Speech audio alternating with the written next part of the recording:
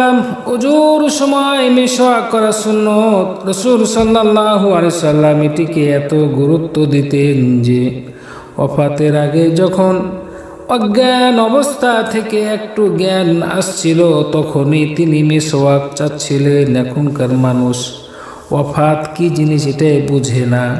ভালো করে শুনে নিন, ওফাতের আগে হচ্ছে মৃত্যুবরণ করার পূর্বে তিনি হযরত আয়েশা সিদ্দিকা রাদিয়াল্লাহু তাআলা আনহাকে বলতেছেন, হে আয়েশা তুমি আমাকে মিসওয়াক দাও।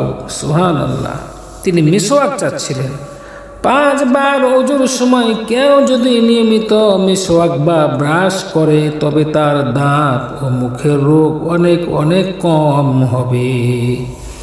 তাছাড়া রাসূলুল্লাহ সাল্লাল্লাহু আলাইহি সাল্লাম বলেছেন, মিসওয়াক করে নামাজ পড়লে নামাজের সওয়াব অনেক গুণ বেড়ে যায়। কত গুণ? রাসূলুল্লাহ সাল্লাল্লাহু আলাইহি সাল্লাম বলেছেন 70 গুণ। বলেন সুবহানাল্লাহ। তাই আসুন আমরা মিসওয়াককে প্রাধান্য দিই। নিমের মিসওয়াক হোক, জৈতুনের হোক, খেজুরের ডাল হোক বা যে কোনো কাঠযুক্ত মিসওয়াক হোক, আপনারা অবশ্যই ওযুর পূর্বে 5 ওয়াক্ত নামাজে আপনারা চেষ্টা করবেন কি যে মিসওয়াক করা। তার কারণ হচ্ছে মুখের দুর্গন্ধ দূর হবে, মুখ পরিষ্কার থাকবে এবং রোগ থেকে আল্লাহ পাক আপনাকে মুক্তি রাখবেন এই সুন্নতের আমলের উপরে। তাই আসুন আমরা রাসূলুল্লাহ সাল্লাল্লাহু আলাইহি ওয়াসাল্লামের সুন্নতকে আমরা আঁকড়ে ধরি, মহাব্বত করি।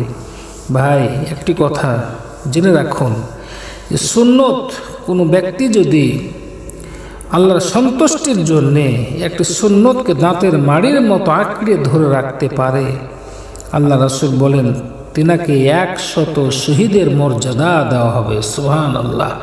তাই আসুন আমরা ওযুর পূর্বে 5 ওয়াক্ত নামাজে আমরা ভাই সকলেই চেষ্টা করব।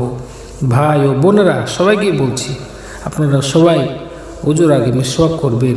আশা করছি আপনারা করবেন এবং দোয়া করে আপনারা সুস্থ থাকুন, নিরাপদে থাকুন। আল্লাহ পাকের কাছে এটাই দোয়া করি। আসসালামু আলাইকুম ওয়া রাহমাতুল্লাহ।